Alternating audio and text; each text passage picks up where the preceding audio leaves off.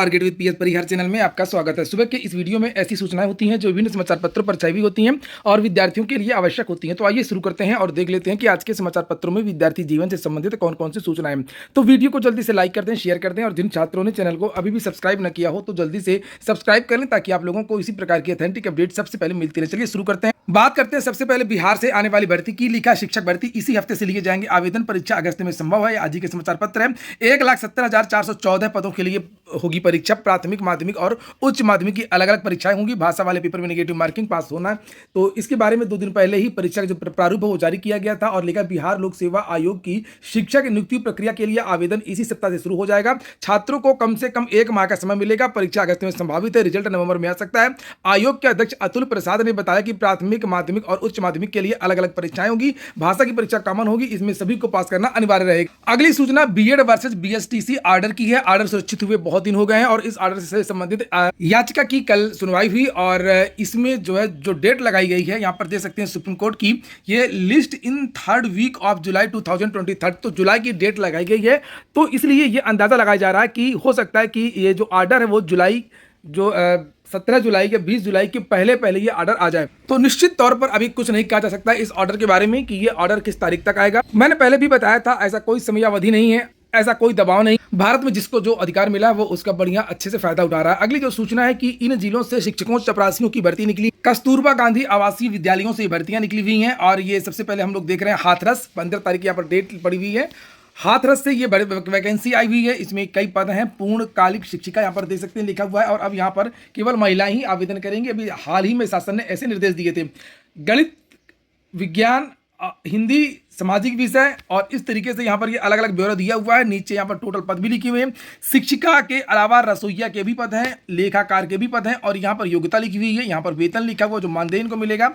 सहायक रसोइया के यहाँ पर देखिए 4 पद हैं। इससे कुल मिलाकर के 38 पदों पर यह भर्ती होनी है और इसमें आयु वगैरह यहाँ पर और अधिक जानकारी आपको हाथरस की जो ऑफिशियल वेबसाइट है वहां पर मिल जाएगी और इस फॉर्मेट में अपना जो आवेदन है वो भर करके वहां पर जमा करना है। हाथरस के बाद में लखनऊ से भी वैकेंसी आई हुई है। लखनऊ से भी आप लोग देख सकते हैं यहाँ पर भी अलग अलग योग्यताएं वगैरह, पद वगैरह, विषय वगैरह के बारे में जानकारी दी गई है। जो वैकेंसी निकली है वो अगर हम लोग भाषा की बात करें तो हिंदी और संस्कृत और दूसरा विषय गणित, अंग्रेजी, विज्ञान, सामाजिक विषय से पूर्णकालिक शिक्षिका की भर्ती निकली है। यहाँ पर पदों की संख्या लिखी है। अंशकालिक शिक्षिका के बारे में भी यहाँ पर जानकारी दी गई है। लेखाकार की भी वैकेंसी है, चौकीदार की भी वैकेंसी है और इस तरीके से यहाँ पर पूरी जानकारी दी गई। ये सारी जानकारी आपको अधिक जो प्रारूप वगैरह, फॉर्मेट वगैरह वो लखनऊ.nic.in पर मिल जाएगी। हाथरस हो गया, लखनऊ हो गया और इसी तरीके से वैकेंसी निकली है बागपत से। तो बागपत में भी वही चीज़ें हैं कि आप लोग बागपत की जो ऑफिशियल वेबसाइट है वहाँ पर जाइए, फॉर्मेट को अब डाउनलोड कर लीजिए, उसको भर करके जमा कर सकते हैं और यहाँ पर लिखा हुआ कि किस किस विषय के जो पद हैं और उनकी योग्यता क्या है। यहाँ पर योग्यता लिखी हुई है। अगर आपके अंदर योग्यता है तो आप लोग यहाँ पर आवेदन कर सकते हैं। वेतन वगैरह के बारे में यहाँ जानकारी दी गई है। आपको निश्चित मानदेय जो 22,000 रुपये पर मंथ मिलेगा और इसी तरीके की जो वैकेंसी है वो अन्य जिलों से भी निकली हुई है। तो आप लोग उसको सर्च कर सकते हैं और प्रत्येक जिले की एक ऑफिशियल वेबसाइट होती है और उस जिले का नाम लास्ट में nic.in, जैसे बागपत.nic.in और हाथरस.nic.in, लखनऊ.nic.in, तो वहां पर जाकर के आप लोग सर्च भी कर सकते हैं। राजस्थान कर्मचारी चयन बोर्ड ने कल अपना एक परीक्षा कैलेंडर सभी भर्तियों का जारी कर दिया, जिससे आप लोग यहाँ पर देख सकते हैं 15 तारीख यहाँ पर डेट पड़ी हुई है और जो भर्ती परीक्षाएं इस साल होंगी उनकी पूरी जानकारी दी गई है। फरवरी 2024 तक का ये परीक्षा कैलेंडर है। और फिर से याद दिला दूं कि अगर आप लोगों ने वीडियो को लाइक ना किया हो, लाइक अवश्य कर दिया करें और जो छात्र पहली बार चैनल को विजिट कर रहे हैं वो लोग चैनल को सब्सक्राइब भी करें ताकि आप लोगों को इसी प्रकार की जो अपडेट्स हैं वो मिलती रहें।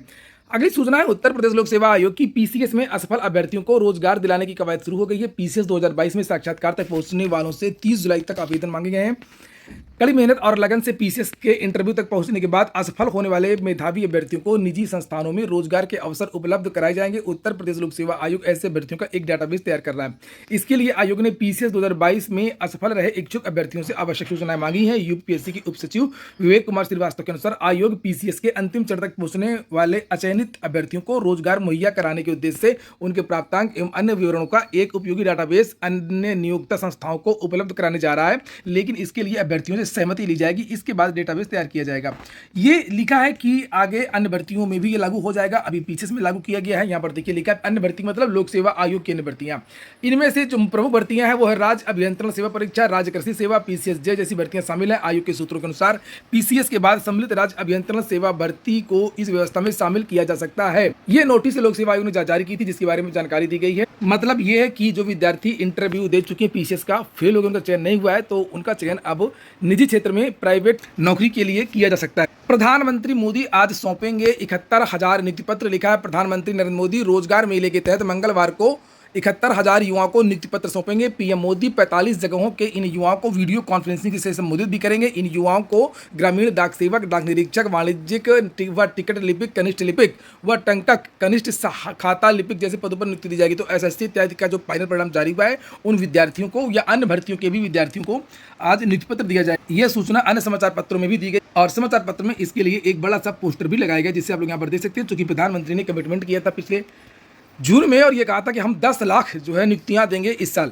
और ये जो सभी नियुक्तियां हैं केंद्र सरकार की होंगी। लिखा है कि यूपीएससी, एसएससी, रेलवे भर्ती बोर्ड जैसी एजेंसियों के माध्यम से की जा रही हैं। अभी तक पॉलिटेक्निक विद्यार्थियों को ही जेईई की भर्ती में शामिल किया जाता रहा है, लेकिन अभी हाल ही में चर्चा इस बात को लेकर के हैं कि अब जो जेईई की वैकेंसी आती है उत्तर प्रदेश में, उसमें अब डिग्री धारकों को भी रखा जाएगा। इसका विरोध शुरू हो गया है। लिखा है कि लोक निर्माण विभाग में जूनियर इंजीनियर पद की अर्हता में छेड़छाड़ पर डिप्लोमा इंजीनियर संघ ने सवाल उठाए कि संघ के अध्यक्ष एनडी द्विवेदी ने डिप्लोमा इंजीनियरों की भर्ती में डिग्रीधारी इंजीनियरों के लिए भी रास्ते खोलने पर आंदोलन की चेतावनी दी है। सोमवार को लोक निर्माण विभाग के प्रमुख अभियंता परिकल्प व नियोजन को लिखे पत्र में संघ के अध्यक्ष ने फैसले पर सवाल खड़े किए हैं और उन्होंने कहा कि इसे लागू करने से पहले हाईकोर्ट और सुप्रीम कोर्ट के फैसले का संज्ञान नहीं लिया गया है। विभाग द्वारा 1 मई को जारी पत्र में संघ ने कहा है कि उसमें सर्वोच्च न्यायालय के जिस आदेश का जिक्र किया गया है वह निर्णय उत्तर प्रदेश की बजाय हिमाचल प्रदेश राज्य बिजली बोर्ड का है। उन्होंने कहा कि इस तरह पत्र में जिक्र किए गए एक अन्य आदेश भी हिमाचल बिजली बोर्ड से संबंधित है। उन्होंने आरोप लगाया कि इस पत्र से झलक रहा है कि शासन को गुमराह करने का प्रयास किया जा रहा है। तमाम विभागों और आदेशों का हवाला देते हुए संघ ने यह भी कहा है कि डिप्लोमा की योग्यता में डिग्री धारकों को नौकरी दी गई तो संघर्ष किया जाएगा। उद्यमी मित्र भर्ती का परिणाम काफी दिनों बाद जारी कर दिया गया और प्रदेश में 105 उद्यमी मित्र नियुक्त होंगे।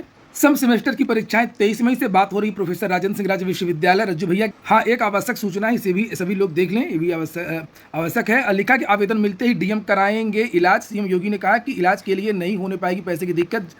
मुख्यमंत्री योगी आदित्यनाथ ने भरोसा दिलाया कि इलाज में मदद के लिए आवेदन आते ही जिलाधिकारी जरूरतमंद के पास फोन करेंगे और गंभीर बीमारी से पीड़ित मरीज के इलाज में उसकी कमजोर आर्थिक स्थिति बाधा नहीं बनेगी। बेहतरीन अस्पतालों में इलाज कराया जाएगा। उन्होंने अधिकारियों को निर्देश भी दिया कि यदि ऐसे प्रार्थना पत्र शीघ्र शासन को भेजें। और मुख्यमंत्री सोमवार को गोरखनाथ मंदिर में जनता दर्शन में लोगों की समस्या सुन रहे थे और सोमवार को जनता दर्शन के दौरान मुख्यमंत्री ने 150 लोगों की समस्या सुनी। वास्तव में मामला ये था कि एक महिला ने लखनऊ के एक अस्पताल में अपने परिजन के लिए इलाज के लिए मदद मांगी थी और मुख्यमंत्री ने अधिकारियों को मरीज को भर्ती कराने के निर्देश दिए थे। पीजी में अगर किसी को कॉमन जो एंट्रेंस एग्जाम हो रहा है उसमें किसी को पीजी करना है तो वो लोग आवेदन कर सकते हैं। इसकी लास्ट डेट आज है। इलाहाबाद विश्वविद्यालय में पीजी समेत अन्य पाठ्यक्रमों में दाखिले के लिए 25 अप्रैल से ऑनलाइन आवेदन शुरू है। आवेदन की अंतिम तिथि 16 मई यानी आज है और अब तक 42,29,000 पंजीकरण ही हुए हैं। इसमें से 21,414 भर्तियों ने अंतिम रूप से फॉर्म सबमिट कर दिए हैं। और वहीं पर नेशनल टेस्टिंग एजेंसी ने common university entrance test undergraduate CUET UG exam के लिए एग्जाम सिटी स्लिप भी जारी कर दी है।